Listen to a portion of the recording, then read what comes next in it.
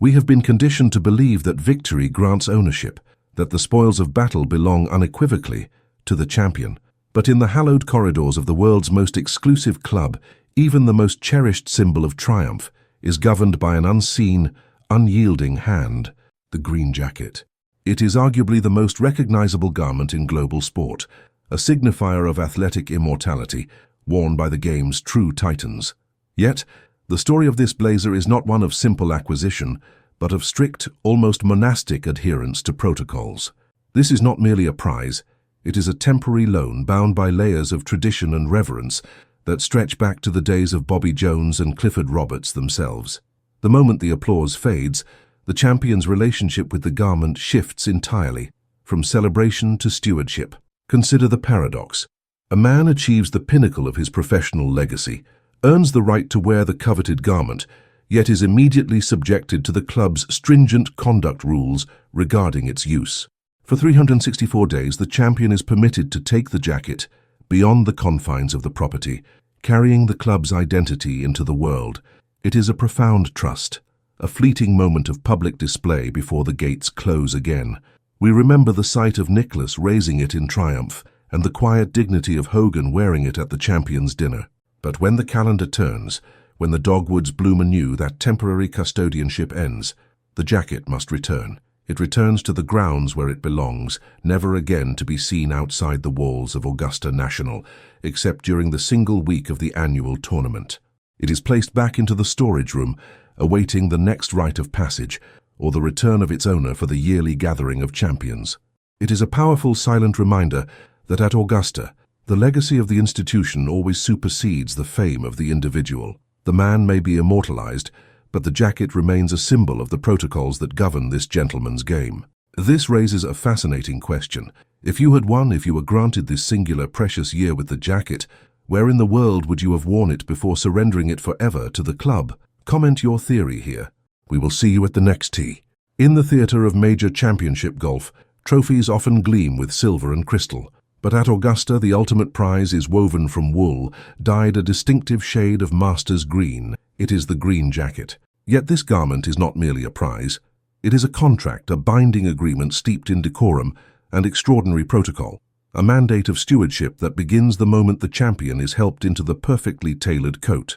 The jacket, unlike the claret jug or the Wanamaker trophy, is fundamentally the property of the club itself. The champions, from Saracen to Nicklaus, and onward to the modern titans, are merely its custodians.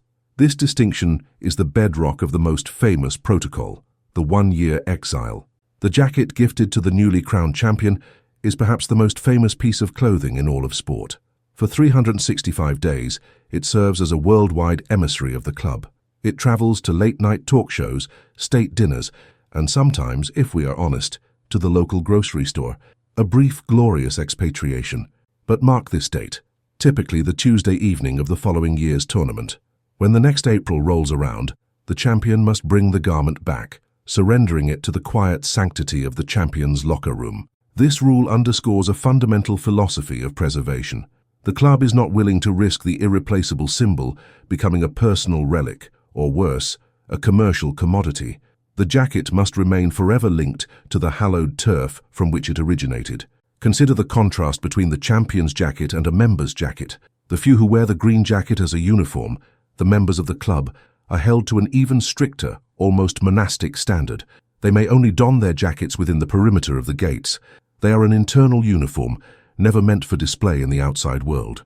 To see a member wearing their jacket in a public place, a restaurant in Atlanta, for example, is an immediate breach of the unwritten code, a violation that challenges the entire mystique of exclusivity. The champion, however, is granted that single precious year of freedom. It is a calculated risk the club takes, allowing the symbol to travel the globe, spreading the gospel of the masters. But the moment the jacket is returned, the custody ends. It joins the silent collection, a textile timeline of golf's greatest achievements, permanently stored on the grounds. The tradition is absolute. Once the jacket is returned, it is officially retired. It will never leave the premises again. It is placed within the care of the club historian, locked away, ensuring its physical and symbolic preservation. But what happens if the champion, perhaps overwhelmed by the magnitude of their victory, damages the garment during its year of world travel, or perhaps they simply wish to display the tangible evidence of their greatest triumph in their personal trophy room. And there is one more detail you cannot imagine, a subtlety of protocol that speaks volumes about the club's meticulous nature. If the champion wishes to display a green jacket at home, a tangible reminder of their triumph, they must commission a replica. The authentic original jacket, the one slipped onto their shoulders on that tense Sunday evening, remains locked away in the champion's locker room. This is where the science of tradition meets the art of legend. The club keeps the original, ensuring that the thread count, the specific dye lot, and the very fibers that absorb the tension of the final round are protected. The replica serves as the public memory, while the true artifact is guarded, maintaining the integrity of the symbol. There have been rare historic exceptions, of course. Gary Player in the late 1960s famously forgot to return his jacket to South Africa for a number of years, leading to a gentle yet firm phone call from Clifford himself, reminding the champion that the coat belonged back in Georgia. These moments only serve to underline the unbreakable nature of the rule, proving that even the most esteemed champion is beholden to the institution. These rigid protocols, the year of freedom, the mandatory return, the internal storage, the commissioning of a replica, they are not arbitrary acts of eccentricity. They are the scaffolding that supports the mystique of the masters. They ensure that the jacket remains forever sacred, preventing it from becoming a mere collectible traded on the open market. It is a symbol that demands stewardship, not ownership. It is the perfect embodiment of golf as the gentleman's game, where the mantle of victory is always secondary to the integrity of the tradition. For more stories that shape this immaculate sport, consider subscribing. We'll see you at the next tee. The green jacket, a garment of such specific hue, officially Pantone 342, that it transcends mere fabric. It is not merely a coat, it is the ultimate temporary mantle of achievement in the game of golf. It stands as the singular identifier in a sport defined by individual pursuit, yet this particular piece of clothing carries the collective weight of tradition, protocol, and almost monastic regulation. To understand the jacket is to understand the soul of Augusta National itself, controlled, immutable, and intensely private. The tradition, instituted formally in 1937, initially served a practical purpose. Members were required to wear the jackets during the tournament week so that patrons, or guests as the club prefers, could easily identify them if they required assistance or information. It was a livery of helpfulness, distinguishing the custodians of the grounds from the visitors.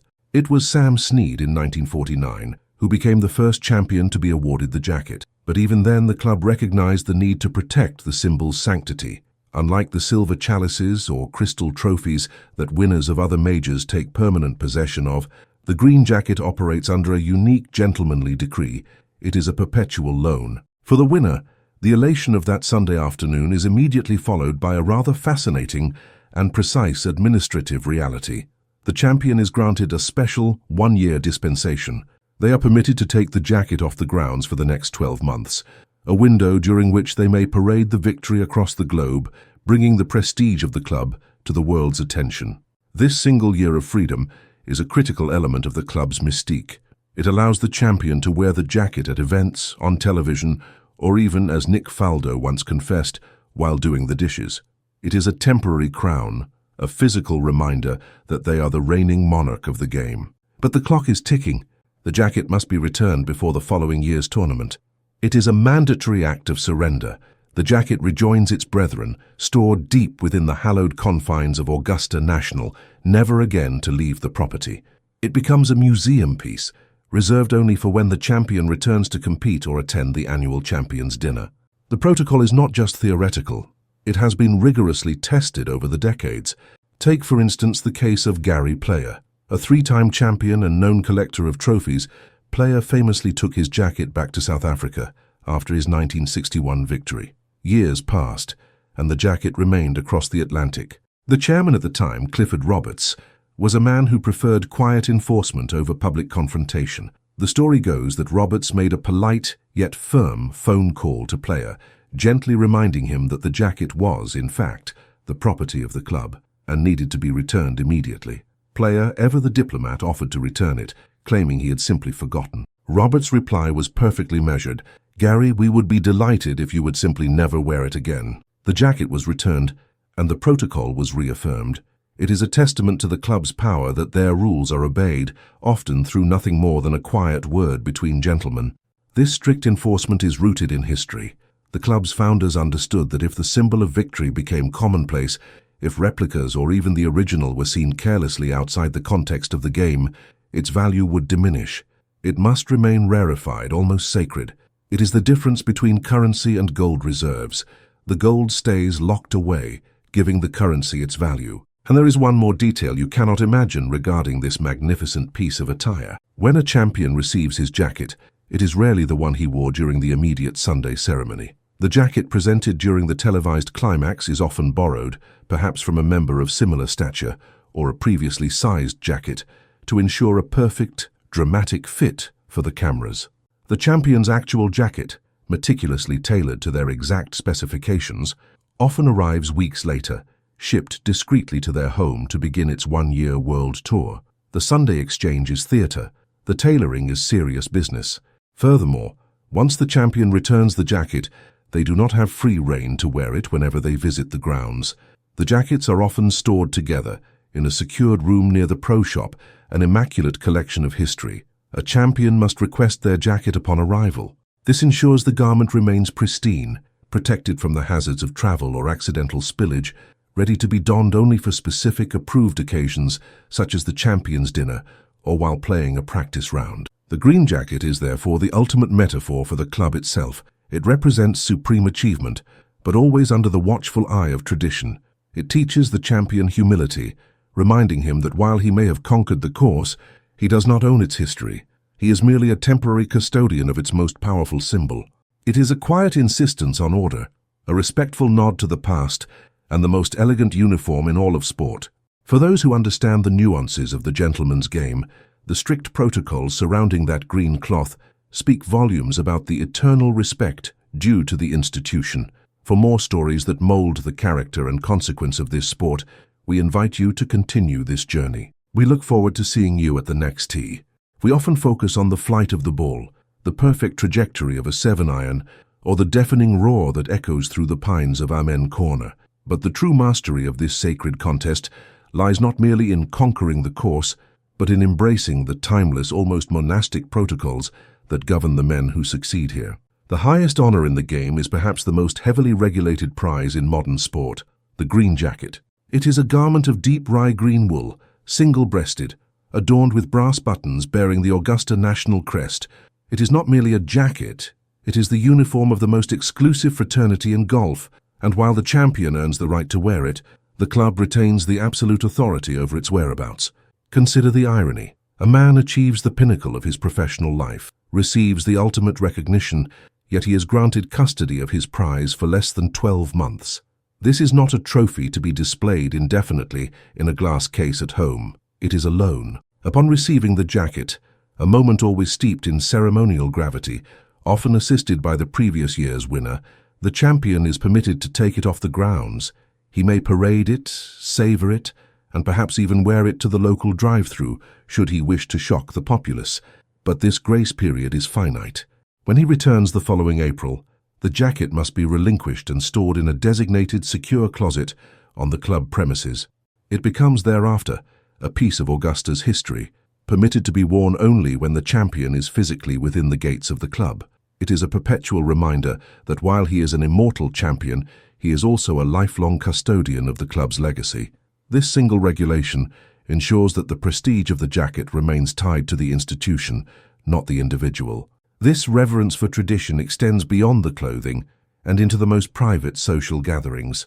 43 years ago, in 1952, Ben Hogan formalized the most exclusive dinner in sport, the Champions Dinner. Held on Tuesday evening of tournament week, this gathering is a spectacular demonstration of protocol. Only former champions and selected members of the club are allowed entry. The current champion holds the dual honor of hosting the evening and selecting the menu, a tradition that often leads to intriguing, sometimes regional culinary choices. Fauzi Zola's fried chicken, Nick Faldo's fish and chips, Tiger Woods' cheeseburgers, yet regardless of the menu's simplicity or complexity, the incumbent champion pays the bill. It is an extraordinary gesture of humility and respect among titans. The atmosphere within that small room is famously sacrosanct. Stories are exchanged, rivalries are softened by time, and the weight of history settles over the table. What is said in that room remains in that room. It is a deliberate, enforced privacy, a necessary counterpoint to the relentless scrutiny of the 4 days of competition that follow. And yet there is one detail, often overlooked by the casual viewer, that defines the very culture of this place with clinical precision: the behavior demanded of the spectators themselves. The patrons, as they are known, never fans, are held to a standard of decorum that borders on the military. They are instructed, often silently through the sheer force of tradition, to maintain a measured pace. Running is strictly forbidden on the grounds. The rationale is simple. This is not a stadium, it is a garden of competitive excellence. Urgency is reserved for the leaderboard, not pedestrian movement. Furthermore, the technology ban, which preserves the silence we spoke of, is enforced with unwavering commitment. No mobile phones, no cameras on tournament days. This policy is more than mere inconvenience. It is a philosophical statement. It forces the audience to be truly present, to witness the history unfold with their own eyes, rather than through the lens of a device. It mandates an immersion that is nearly extinct in the modern sporting landscape. Even the caddies, those silent partners in conquest, adhere to a strict visual protocol. While players gained the right to use their own caddies in 1983, the tradition of the uniform remains, the crisp white jumpsuit bearing the player's name and the number of the hole being played. It is a throwback to a more ordered age, emphasizing neatness, professionalism, and the enduring connection between the helper and the hallowed ground. These rules, concerning the ownership of a jacket, the secrecy of a dinner, the measured gait of a spectator, and the immaculate dress of the caddy, are not arbitrary restraints. They are the mortar that holds the foundation of this tournament together. They ensure that Augusta National remains impervious to the chaos of the outside world, preserving its status as the high church of golf. The green jacket is, ultimately, a borrowed symbol of a permanent achievement. The protocols are simply the mechanisms by which the club ensures the symbol maintains its unparalleled weight and dignity. For those who understand and respect these unwritten laws, the experience is transcendent. For those who fail to grasp them, the experience remains outside the ropes. For more stories that molded this gentleman's game, we invite you back to the fireside. We'll see you at the next tee.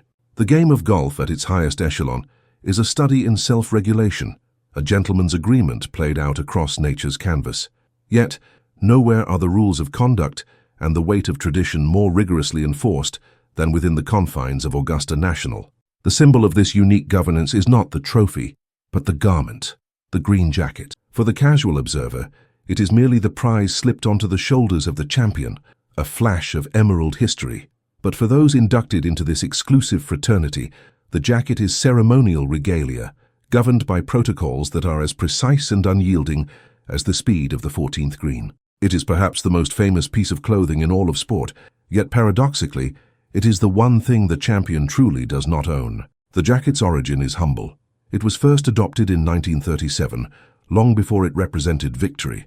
It was simply the uniform, worn by club members so they could be easily identified by patrons seeking advice or directions. It was a functional designation, not a holy relic. But as the tournament grew into a tradition unlike any other, the jacket evolved from utility wear into the ultimate status symbol. The protocol surrounding its custody is fascinating, almost monastic in its strictness. Upon winning, the new champion is immediately granted temporary stewardship. He is allowed to take the jacket home. For 12 months and 12 months only, this hallowed fleece is his companion. It travels the globe, a silent ambassador for the club's ideals. It sits on talk shows, attends dinners, and graces the winner's mantle. It is a loan, a temporary dispensation from the rules that govern all other members. Consider the psychological weight of this arrangement. The champion is given the world's most coveted souvenir, only to be reminded daily that his time with it is finite. It is an exercise in humility and control. For every other holder of the jacket, the past champions and the club members, the garment is permanently tethered to the property. It must remain within the gates. If a member forgets his jacket and leaves it in his car, it is a breach of decorum. It is a silent law, a gentleman's agreement that protects the mystique. The jacket, much like the meticulously preserved scorecard archives, is part of the club's physical history, and its presence elsewhere would dilute its exclusivity.